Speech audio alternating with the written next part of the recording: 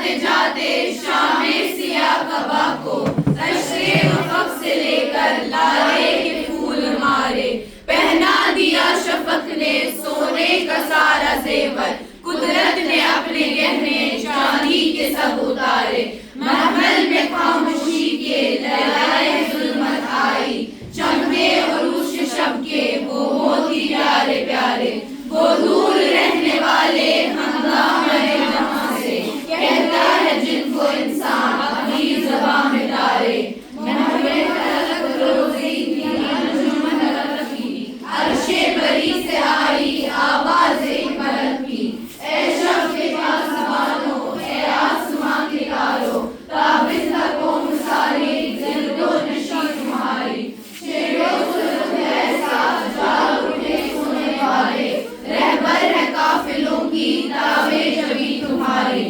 آئینے قسمتوں کے تم کوئی جانتے ہیں، شاید سنے صدائے اہل زمین تمہاری، رخصت ہوئی خاموشی تاروں بری فضا سے، وسعت تھی آسمان کی معمور اس نوا سے، حسن ازل پیدا تاروں کی دل بری ہے، جس طرح اب سے گل ہو شبنم کی عارضی میں،